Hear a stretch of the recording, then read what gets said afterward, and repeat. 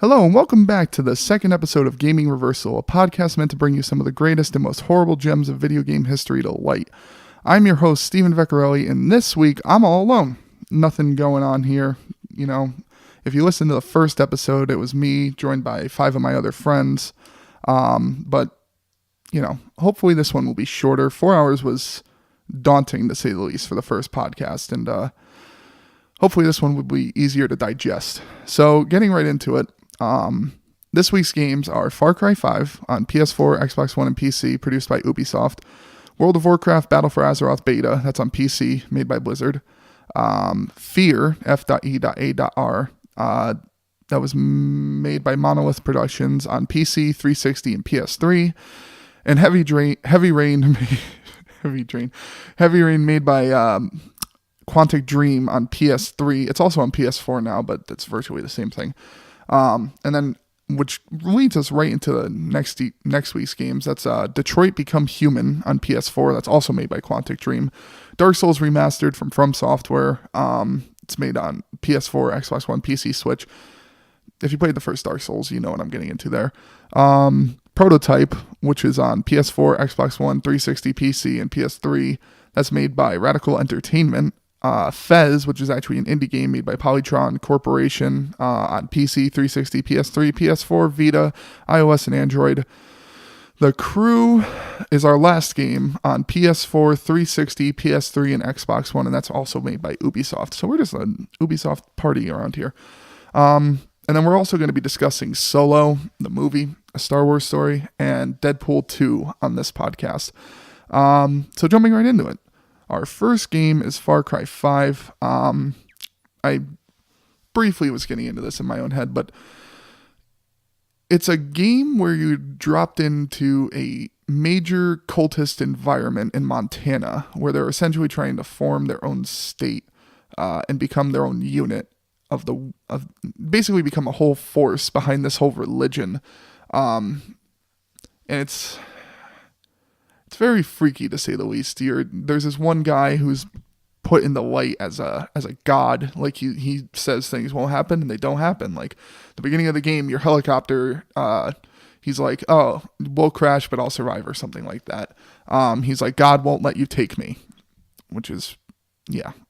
And then past that, I mean, you go into a very radical environment. So you're freeing towns, outposts, any area of this giant map of Montana, split into sectors by people that are led by the main leader's group. And essentially you're going around and you're trying to capture various things that will eventually give you this outcome of shutting down this cultist group.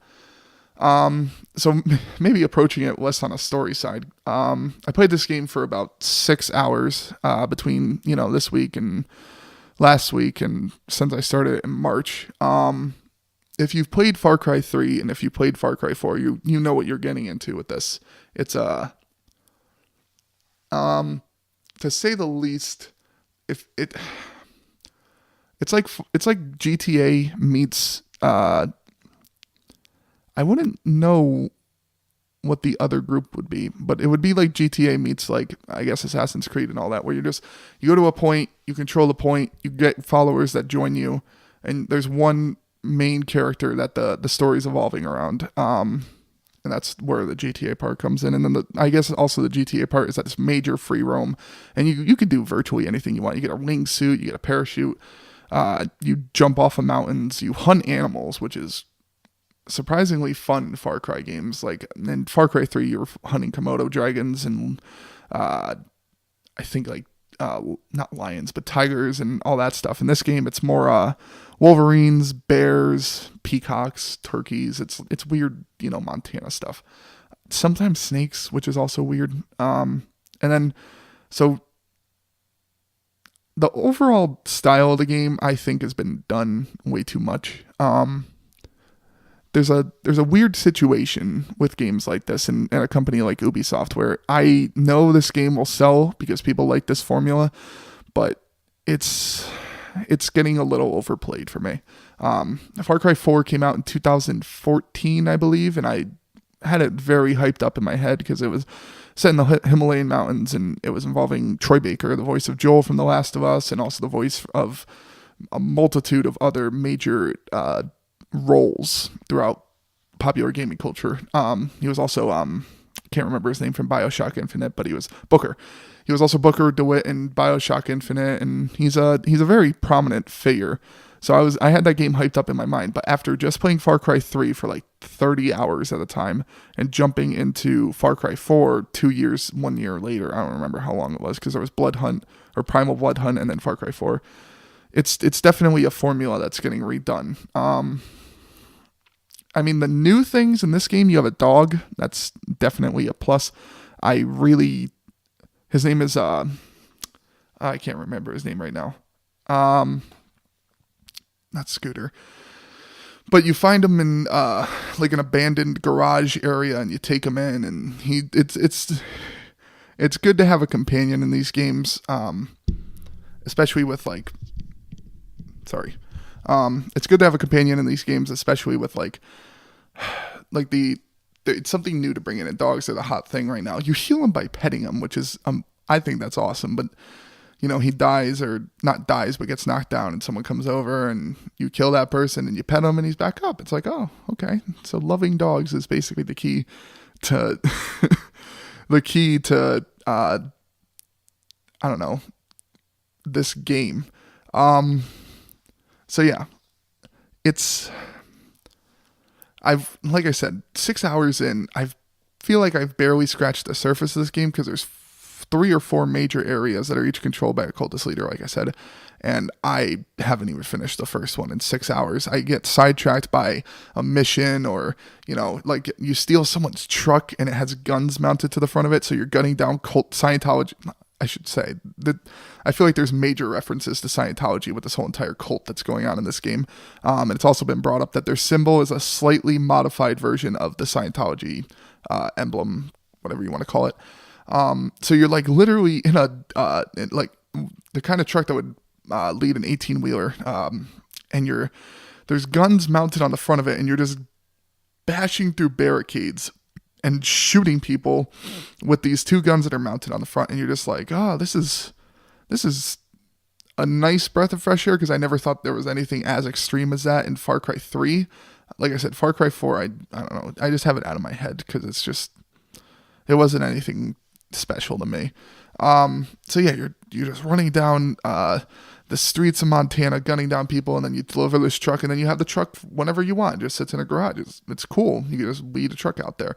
Or, you hunt 5 bears and you skin them, and then you turn those in, and you get an achievement, and then you level up, and then, or not an achievement, but you get a challenge completed, and you level up, and then you go into basically like a perk bar, and then you choose like, oh, I want to carry more ammo, or I want a wingsuit, or I want a parachute, or I want to heal faster, or have more health, or anything like that. Basically, your standard light RPG style. I mean, for $60, if you've played Far Cry 3 and Far Cry 4, it's very similar to the past 2 games.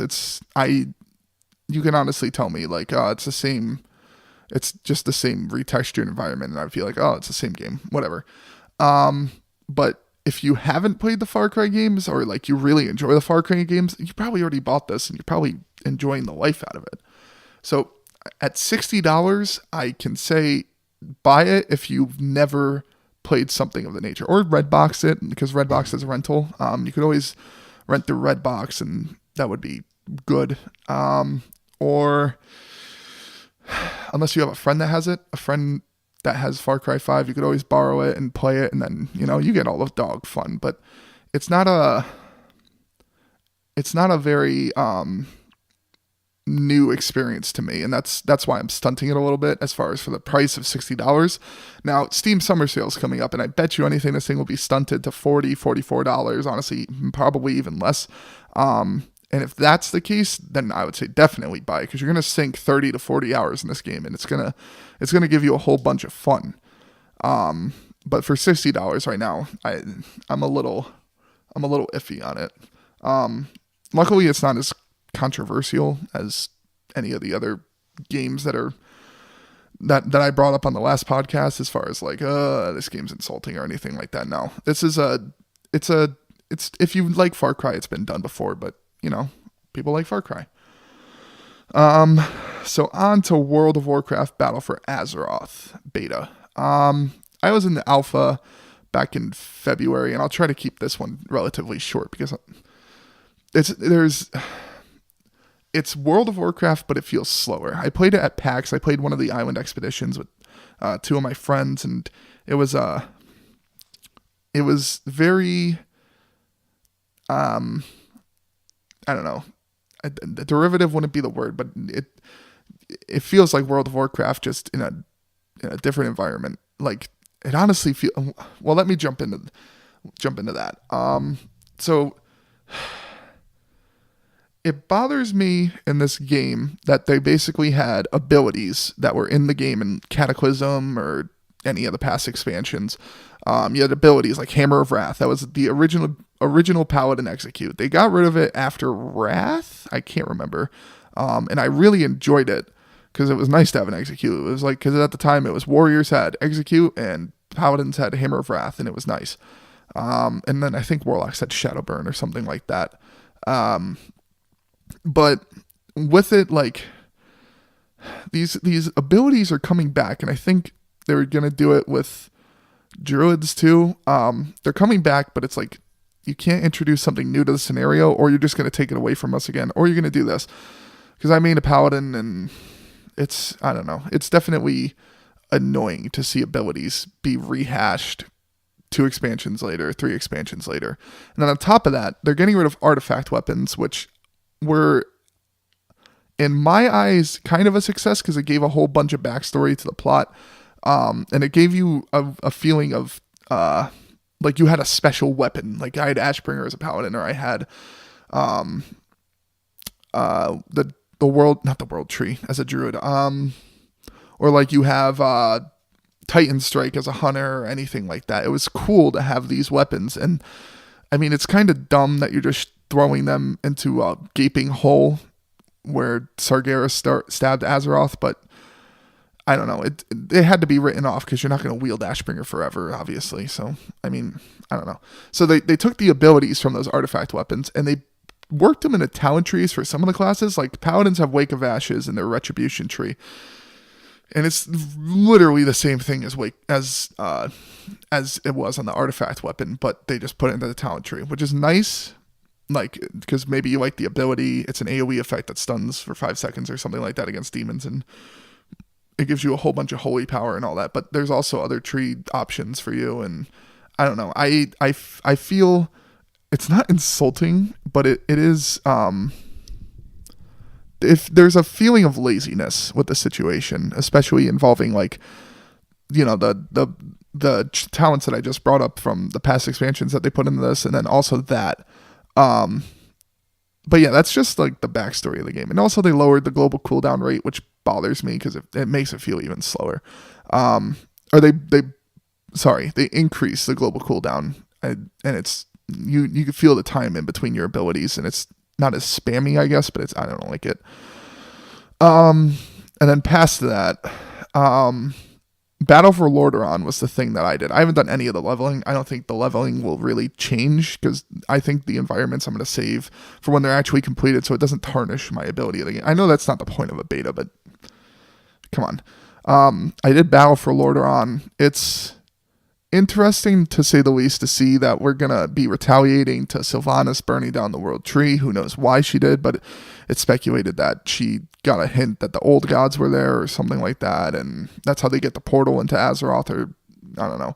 Well, I'm not going to jump into the lore until the actual game's out because I don't want any like unanswered questions in my head for the next 4 months before August when Battle for Azeroth comes out. But I mean, Battle for Lordaeron's really cool. You see Anduin in his prime, and you're going around doing a scenario. It reminds me of, honestly, Battle for Undercity, which was back in Wrath, where you're in a big scenario with a big group, and you're capturing the city, and then you're going to take back Lordaeron, and then who knows what. I think the Horde make Hammerfall their next big base in the north in Arathi Highlands, and you literally like raise Terrace Fall Glades, and yeah, it's a cool scenario, but it's World of Warcraft, which is a very reoccurring theme with Far Cry 5 and World of Warcraft is that if you've played it before or you played the past expansions or past games, you've experienced it.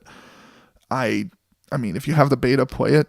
I can recommend that, but as a person who's played World of Warcraft for 12, 13 years, who knows how long that game's been out, 2004, so 13 years. As a person who's played it, this might be an expansion that I set out. We'll see. I don't know. Well, I'm waiting to see. I might play it like when it first comes out. Oh my god, I just realized I might have gotten quieter. I might play it when it first comes out just to get the feel for the new zones and all that. But island expeditions aren't interesting to me. Artifact necklace, whatever. Yeah, we'll see. So I'll actually talk about L.A. Noire first. So I split up these two games because L.A. Noire and Heavy Rain are relatively similar. I mean, so L.A. Noire, you're a detective in I think 1946 or 1947, post World War II, where you're going around trying to solve various murder cases or homicides or I think it's mostly been murder cases. I don't think I've had a case yet where it's been something else. And you're just investigating. So I've played about 3 hours of this game. By the way, I got this game for $20 on Steam. I forgot to say that. I try and keep including the prices so you can get a price point and then figure out if this game would be enjoyable for you at the price and all that stuff. So $20 on Steam or PS3 or Xbox 360. I think it was made for PS4. It's also on Switch. So you've got a few things in this game that are fantastic. It's got some of the greatest facial animations made in 2011. Got some of the greatest facial animations I've ever seen in a video game, which it's a main part of the story. So I understand, like, you know, you're trying to solve a case and then you're questioning someone and they're like looking away and they're looking shifty or they're not talking or anything like that. And they're, you know, like that kind of situation. So you look at their face and that helps judge whether it's a truth, a lie, or you should doubt what they're saying. And that is definitely a bonus to the game. I also feel like it's going to be a very long game. I think it's like around 30 hours. Like I said, I haven't played very much of it. Outside of like the introduction and then like another 3 cases, but you definitely get the feel of it. It's not like GTA, as far as like you're free roaming and you're killing people, because it feels you complete the case and then you don't free roam the city, or you're on to the next case or something like that. You can free roam, but honestly, that's where I get into the negatives with this game. But I'll continue with the good things. Like voice acting is incredible. I looked at the bill. I was like, I don't recognize any of these voice actors. So that's impressive that they're pretty fantastic for the talent that they probably paid for. So past that, let's get into the more negative side. So like I said, positives are, it's very riveting. I like the theme. I like the story. It's probably a super long game, which, you know, if you can invest a lot of time into this game, great. And then past that, like, yeah. So let's get into the negatives. For a game from Rockstar, I feel there should have been more. And I know it's dumb to say like Grand Theft Auto or whatever, you could do so much. Like you go off a cliff in a car and you'd parachute out and then you gun people down and then you're robbing banks and you're doing this. But I guess that's just a different style of game. But from a game like Rockstar, it feels like it's such a big world, but there's nothing to do in it. Like you solve a case, then you go to the next case. Oh, along the way, there's like a robber or something like that. And you solve the next case. I mean, which is good because it's more linear and it means you're on a more direct path. And like I said, it's definitely a longer game than I'm putting it out there to be right now. But I don't know. The game, if the world feels empty, that's definitely a thing. And also driving is so annoying. Like you you hit a pedestrian or you hit a car or something like that, and it's like an LA Noire time. It didn't.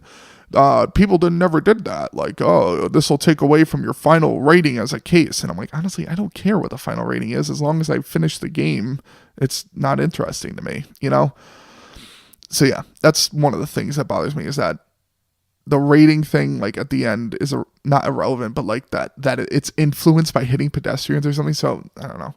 And then also the empty world is annoying. But also, I feel like with the three choices, there's doubt, truth, or lie when you call someone out in a case, right? And someone's shiftily looking around. They're like looking around and they're like, oh, no, I don't know who he is. And they're like looking around. You can doubt that situation and be like, yeah, you know who he is. Or you just straight up tell him he's lying. And that's like a big gap between the two, surprisingly. Like and also you're super aggressive when you tell people you're lying. You're like, you're going to tell me the truth, or you're going to go to prison. Do I have to play this type of role? Like it 1 to 100 real quick, which is interesting with the person that's interviewing people. I forget his name. This is so bad of me to do this. But it's interesting, but like at the same time, I'm annoyed because like I hit doubt on a situation. I was like, oh, you should have hit lie. Like 2 out of 3 questions completed. I'm like, come on. Or 2 out of 3 questions correct. So it's definitely, I know it's the style of the game, and then you're supposed to be able to read people, and you probably get better at it later on. But from my perspective, the gap between the two is a little rough, to say the least. Also, something else that bothered me is that like with crime scenes, you like go up to an object and you hold it, and then you have to move the right thumbstick on Xbox to move it around and look at it and be like, oh, is this object significant? Like you're looking for a blood splatter, or you're looking for maybe like a company that made it or something like that, or a serial number or on a gun or anything like that, and you're moving it around. So you go around and you'll get like this sound in your ear. It's like to alert you when there's an object nearby that you can inspect.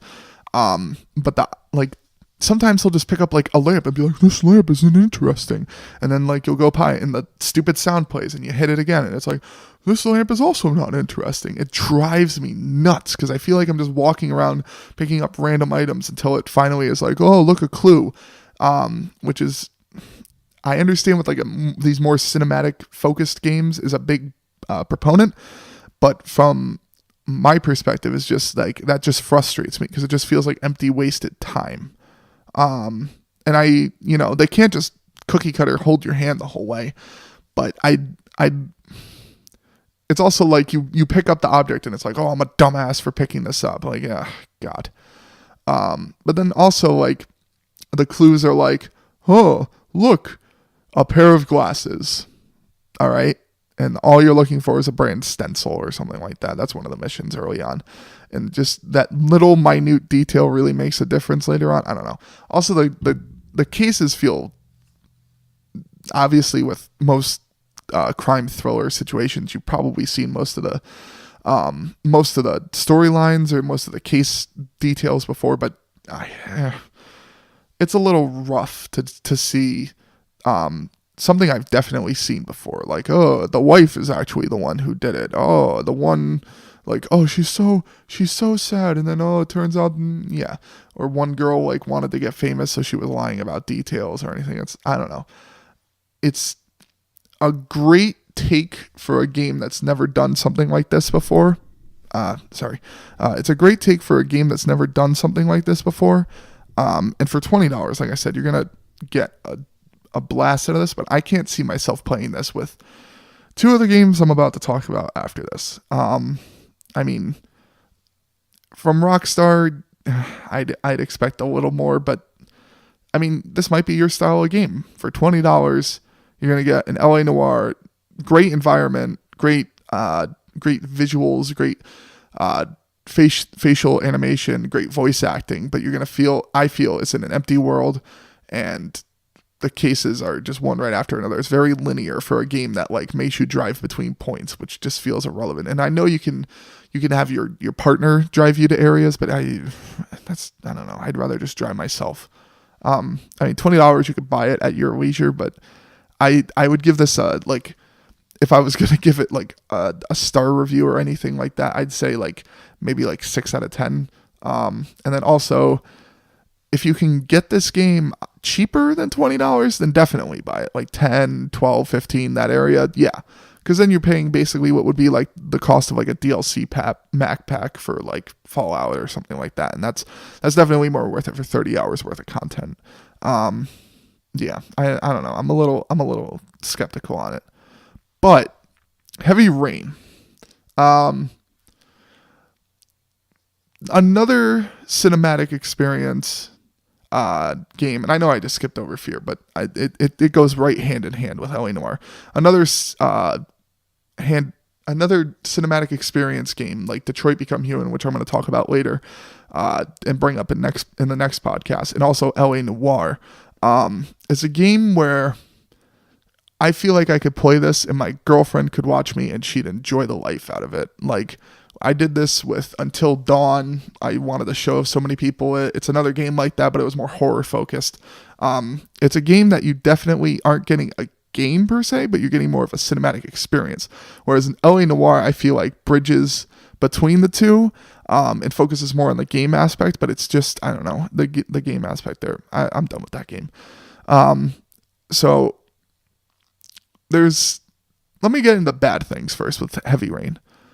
Voice acting compared to L.A. Noire, because I came right off L.A. Noire and went into this. L.A. Noire was definitely better. I mean, there's an early part of the game where you're just walking around and your son, Jason, is walking around an area. And to give you some backstory, sorry, I should try and give backstory before each game.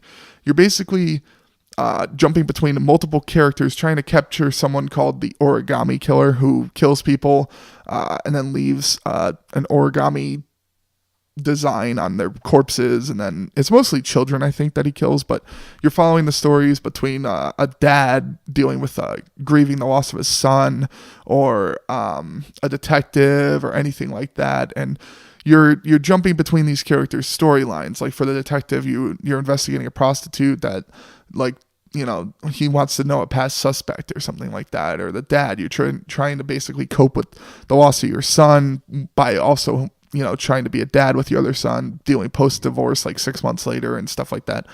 And then, so the whole point is that this detective is trying to find the origami killer, and the dad is, you know, doing that.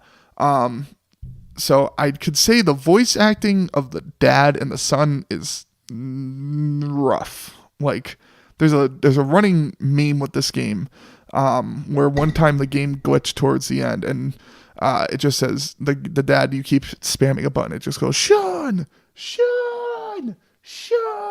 Like it does like that, like, and like they'll be like in the middle of talking scenes and you'll just hear Sean. Like it just goes like, it's pretty funny to watch. But that part is good. But when you're walking around this mall, and you're looking for your son who has this red balloon, and you're like trying to get between all this crowds of people, and you're just like trying to run in between them, and you know, all this stuff. He's going, Jason. Like, it just feels like so unnatural for the situation, just the way it's being called. And it's like, can you have recorded more than like 4 ways to say Jason? Or you could say son, like, you know, like stuff like that, like calling different, I don't know. It felt, there's voice acting in that where with the dialogue options that felt a little rough. And also you have, sorry, itching my eye. You have this woman, you're introduced to her at her apartment, and there's burglars breaking into her apartment, and she's trying to escape and all that stuff. So this is actually a part of the game that's good. If you fail an option, which is like swivel a certain pattern on the stick or hit circle at this time, it's a lot of quick time events. If you do these specific things, actions will happen and you'll prevent dying, or you'll prevent getting hit or something like that. So I was like, I'm going to test this, right? I like put the controller down and I just let her keep getting the crap beat out of her. Like, I kept letting her fail. Like, she got punched in the face by this one guy and all this stuff. And then eventually it just reached a point where she died. I was like, oh, okay. So that's kind of cool that that early on in the game, you could just erase a character and she's not in the story anymore. Which is also, I'll talk about that next week with Detroit Become Human, but it's cool to see that your actions actually do have an effect on the gameplay. That's definitely a bonus. But there's also like weird parts, like you see her go to the bathroom, which is weird, and I guess that's where they're trying to get into the whole cinematic experience thing. But like you see her go pee, and then you see her showering, and I don't know. It felt a little weird. So also, with the whole entire storyline, I won't spoil anything for it, but it's definitely cool. Like, not cool, but definitely creative. And I've never seen David Cage, the guy who made it, has made all other games like Fahrenheit or Omicron the Nomad Soul. He also made Detroit Become Human. He's a great, I guess, storyteller. He's the main director behind the game, like the way Neil Druckmann's behind The Last of Us or anything like that. He's definitely a great director behind the game, and I thoroughly enjoyed the different things that you were doing in the game. And it's a rough storyline to stomach, to say the least, which I think is a reoccurring theme after playing Detroit Become Human, and I'll talk about that. But yeah, for $75 you can get Detroit Become Human, which I'm going to talk about, like I said, next week for the 5th time. For $75 you're going to be able to get Detroit Become Human, Heavy Rain, and then a whole bunch of bonus things like the soundtrack for Detroit Become Human and all that. So you're basically getting Heavy Rain for $15. Normally you'd have to pay $30 on PS4 for the store, or you can go to like Amazon if you still have a PS3 and try and get it there. But you're getting a lot of value in that $75, because Heavy Rain's a great game. Detroit Become Human, I won't spoil anything, but you're definitely getting your bang for your buck, and I couldn't recommend it more. Like I said, L.A. Noire focuses more on the gaming aspect, which I guess bothers me between the cinematic experience type games, which is a reoccurring theme for the next week or two. But I would say buy it 100%. If it's $30, if it's $15, if it's $20, definitely. So also, let's get into a surprise. I played F.E.A.R 2 a long time ago. I tried to play F.E.A.R 3 and it was awful. F.E.A.R 3 is generally recognized as a terrible game. So I played F.E.A.R 2 a long time ago. I loved it. It was a great game. You got in a mech, you gunned down these soldiers, and then there was also the psychological thriller part of it. It's meant to be a horror, but honestly, approaching it like a thriller is more factual. You're basically like a super soldier, but not in the vein of like Master Chief or being in a mech or anything. Like, you have the ability to slow down time and gun down people, but you also have this connection with this I wouldn't say ghost girl, because sometimes she can manifest into an actual form and touch you, and she can like make people's skin come off of them and they explode in like pools of blood and stuff like that. But I mean, so you're investigating like office buildings, trying to find this guy Patton Felt or something like that. You're trying to find him, and along the way there's this girl, and then you're finding out some backstory that she was abused and that you may be related to her or something like that, and it continues on and on and on. You're going through office buildings. So that is one part of the game that kind of bothers me, is that office buildings are a very repetitive environment in this game. Like, you go into an office building, oh look, there it is. You go into you go into a different office building in the next level, or you go into a basement of an office building. It's not like you're getting a lot of variety here, which is, I guess, fine, but I don't know. I felt like they could have done more with the environments in this game. I mean, towards the end, you're like going along city streets, which I guess could definitely be not as bad. But also, another bad thing to bring about this game is you're fighting virtually the same types of enemies. There's like these ghosts that die in one shot eventually towards the end of the game. Like, you'll have like a vision and these ghosts come at you, and then also there's like I guess your standard foot soldier, which carries a shotgun, assault rifle, pistols, whatever. They're in there, and then there's also the heavy, which is just honestly they carry a different gun. They do more damage and they take more damage. That's a heavy. And then I've only encountered them twice, I think, but there's mechs in the game, and those are. They're just like you have 3 standard soldiers and then these ghost things, and that feels like the only enemies in the game, which gets a little boring after a while because it's like, oh well, I know how to beat them, so done, walk through the level, done. Yeah. So past that, it's really short. Like I feel like it's like an 8-hour game, but my Steam playtime on it is 5 hours and I'm done with it. Like I finished the game. Like I thought this one part of the game because there's 12 total levels and I was on level 11. There's this one part where you're like having one of your visions and you're being chased by this ghost girl. Sorry for spoilers. This game came out in 2005, so I'm not going to spoil major parts of it, but I'm still going to bring up parts that are throughout the game. So in 2005, game was brought out, and I played it in like 2009, and I thought it was hard at the time I played it, but I mean, at the end of the game, you're in this hallway that's on fire, and then like if this girl touches you, you're dead instantly. Dead. And it's like, you are killed, right? And I kept doing it.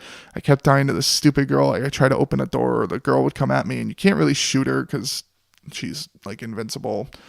And she kept coming at me, but then eventually I got past that and the game was like pretty much over after that point. And then it leads into F.E.A.R 2, and F.E.A.R 2 is definitely a lot weirder. I might talk about that on a future podcast. I don't want to spoil F.E.A.R 2. F.E.A.R 2 is weirder storyline wise because it involves like almost like a relationship with this ghost girl, and I believe her name's Anna. Regardless. So it's a little short. Very typical enemies. They all just feel like reskinned versions of each other after a while, because like there's cops there. I think they're called the ATC, and then there's the standard foot soldiers, which are being mind controlled by that Patton guy I mentioned earlier, and they feel like the same thing as the soldiers, just different skinned enemies. And like I said, the environment's boring, but there is bonuses. Like for a 5-hour game, you're gonna bowl through this. You're gonna have fun. It's still like a horror game. Like you're still jumping at parts, and you know some of it's typical. Like you're going up a ladder, and oh look, something's there. Or you're in you're like walking down a hall, and then something pops out, or like a ceiling tile falls, or something like that. That's definitely typical. But then there's stuff like I'm in an elevator, and then I'm just standing there, and then I just look to my right, and little girl is standing there. I'm like, oh, okay, that's freaky. Like there's the horror's still there. 2005, definitely still there.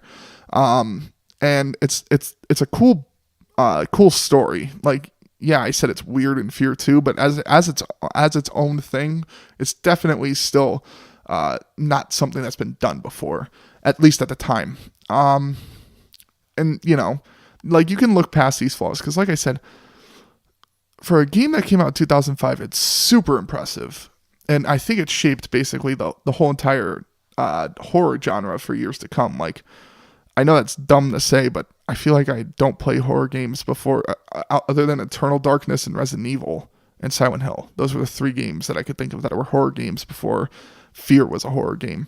Because then it brought in like Alan Wake, and then you brought in more Resident Evil games, and then Slender came out a little bit, and then stuff like that. It definitely was a new creation on the action FPS side of horror games, which I liked. So past that, the only other thing I could think of that kind of bothered me is that it had the kill zone effect, where it's a crap load of shots to kill someone. Like you desperately need to put a lot of shots into someone, because sometimes I feel like I get like triple headshots and something wouldn't die. It's like, oh god, it feels like your bullets are made of like BBs. Like it's not actual bullets, but that's a different situation that a lot of games suffer from. It's not just F.E.A.R. And I think I got this game for, let me see. At the time I got it for like $8, but right now you can get the F.E.A.R pack. And it's for $54.99. You get every single F.E.A.R game, I think. I think it's F.E.A.R 2, 3, 1. They had Project it might have been called Project Monolith, which is weird considering the name of the company that made it was Project Monolith. But there's that. And for $54, F.E.A.R 2 and F.E.A.R 1 are worth it. I wouldn't touch F.E.A.R 3. And I heard good things about the add-ons, the ones in between. I think they were like called the Lost Anna Files or something like that. So for $54, I can't absolutely recommend it because it won't let you buy F.E.A.R on its own. Like I clicked on the store page on Steam and it's just NA, which is weird. But meanwhile, you can get F.E.A.R 2 for $9.99, which is 100% worth it. And then like on Amazon, you could probably get F.E.A.R for like $4. Let's be honest with each other, or like in a GameStop or something like that. But yeah, I would recommend it at the price, and honestly, it's gonna entertain you. It's just not like these other games where it's gonna last for 30 to 40 hours. It's gonna be a little bite. And that's why I would say try and get it under $10, I guess. So to briefly touch on next week's games, I'm not gonna discuss everything because obviously we're gonna talk about it next week, so there's no point. Detroit Become Human just came out on May 25th. This is being recorded on May 28th, so it gives you perspective. It's a great game. It's made by Quantic Dream, who also made Heavy Rain. It's definitely an improvement upon Heavy Rain, like the formula and the style and the overall storytelling and everything. And I love this game, but we'll get into that next week. Stay tuned for that. Dark Souls Remastered. I put 2 hours into it already, and it's Dark Souls. If you played the first one, whatever. We'll talk about that, like I said. Prototype, I played it a long time ago on Xbox 360, and I didn't like it, so, I'll leave it at that. We'll see come next week. F.E.A.R, this is actually an indie game, like I said earlier, made by a guy called Phil Fish, I believe. It was in a game called Indie Game the Movie, or it was a game in the movie, Indie Game the Movie, as confusing as it is to say. And I liked the story and the development, and I really liked the amount of effort that you see indie developers put in the game. So that'll be on next week. And then The Crew. I wanted to put a racing game in here because I don't think we've touched on one yet. Especially between the first 2 weeks. Like we touched on Fortnite, we touched on God of War and all that, but we haven't really gotten to the sports games, the simulation games, which aren't super interesting. But like The Crew was a standalone thing. I think they're coming out with The Crew 2 this year, maybe. And I wanted to talk about that. And so, yeah, we'll talk about that next week. But, the final two things to talk about this podcast are movies that have come out. I won't talk about either of them too much because I don't want to spoil anything if you want to see it. And, so Deadpool 2, definitely one of the greatest movies I've seen this year, between Infinity War and this, and we'll talk about Solo. It's cool to see Ryan Reynolds' vision come to life. He's been waiting a long time to do a real Deadpool experience after how horrible X-Men Origins Wolverine was and how the Deadpool character was created. It's still funny. It's still got like the same characters. Like you got Deadpool, and then you got Colossus, and you got Supersonic Teenage Warhead. I can't remember her name. I'm terrible at remembering names this podcast. It's definitely like almost like a rehashed Deadpool from the first movie, but like it gets more into his love story, which is nice. His girlfriend Vanessa is played by Morena Baccarin. She was in an episode of How I Met Your Mother is how I knew her. And then she's a good character. She sets a lot of the backstory and why this movie is set up the way it is. And then he's trying to basically find this kid. His name, I think his name is Russell because of, I think of the movie Up with Russell and Doug. And the kid reminds me of Doug, or Russell from Up. But I don't think his name's Russell. I think his name's Fire Lord or Firestar or something like that. And he's the main, he's trying to basically save this kid from being killed by Cable, who's also played by Josh Brolin, who was Thanos in Avengers Infinity War. Josh Brolin's killing it right now. Like before this, I'd heard of him in Gangster Squad, and he did really well in Deadpool 2. Like he delivers some hard hard lines, like may have possibly said a certain C word.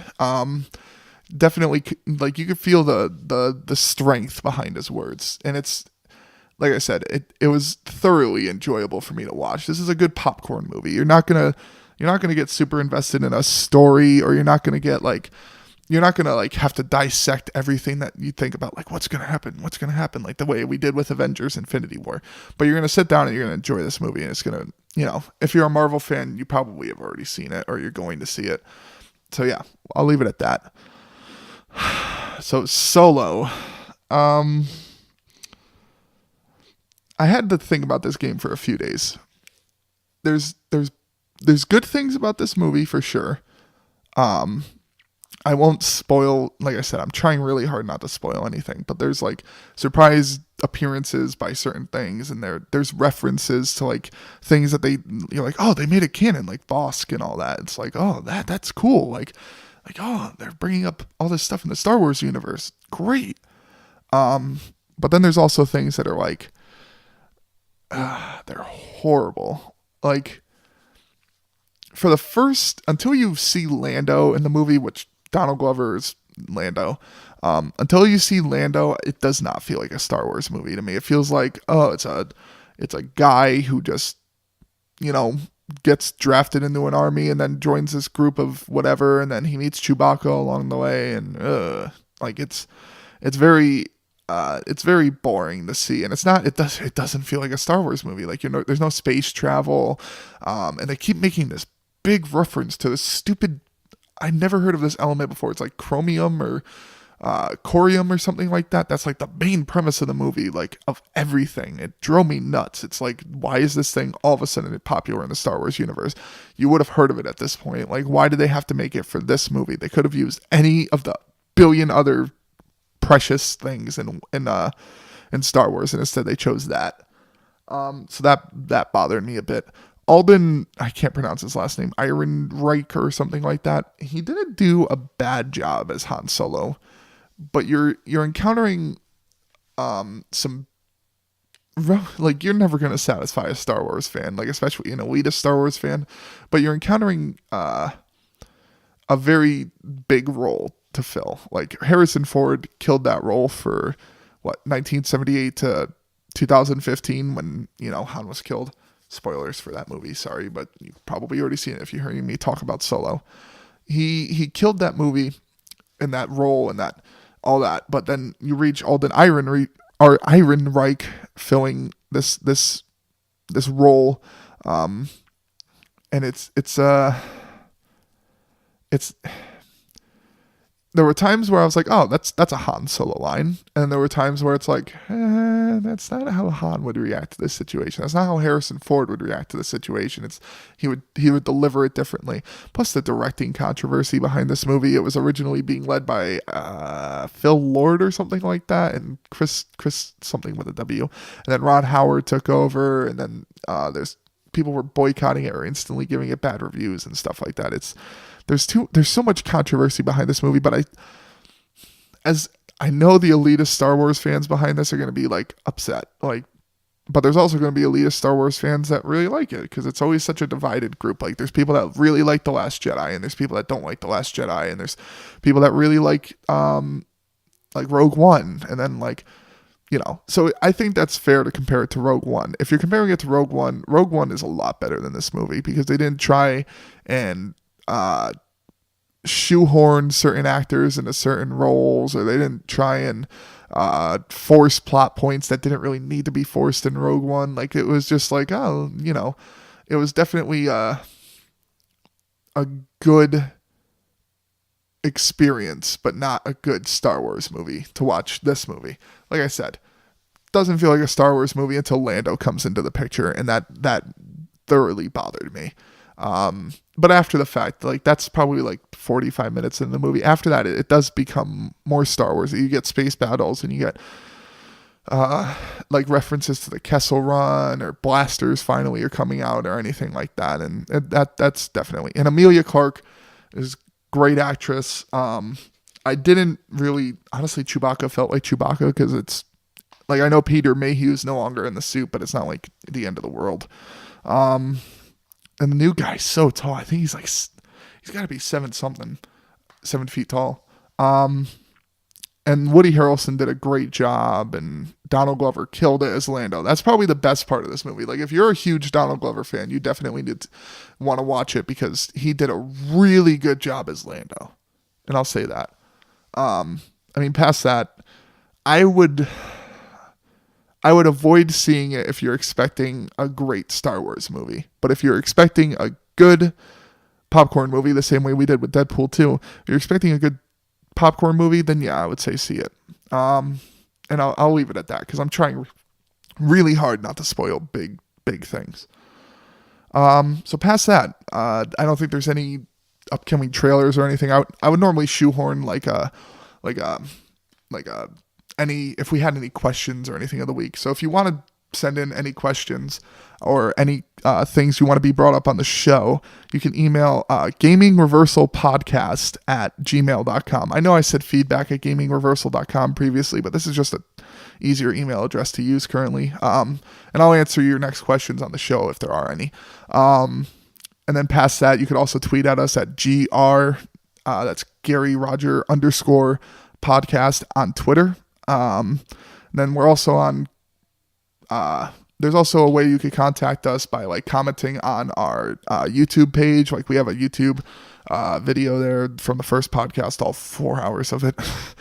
And yeah, you can just watch and, let us know what you think. If you want to talk about, if you want certain games to be brought up, if you want certain games to be played, and then, my opinion on them or anything like that. And then to give you an outlook, we got E3 on June 12th, I believe. So next week's going to be a standard podcast. Like I said, it's going to cover all the games earlier, but I think the week after, which will be June, let me see.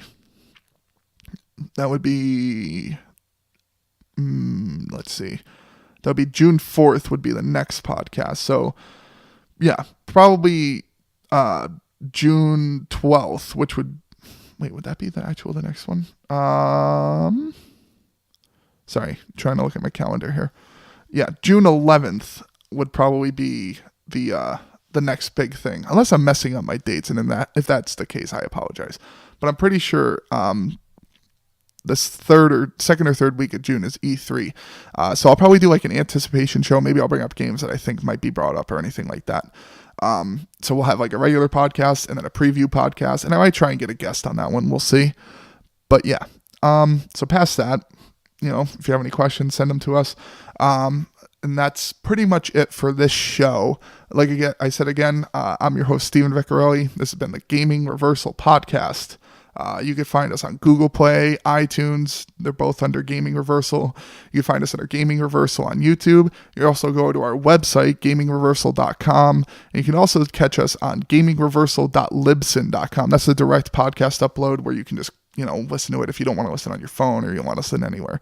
So past that, that's been it for this show. I'll catch you guys next week.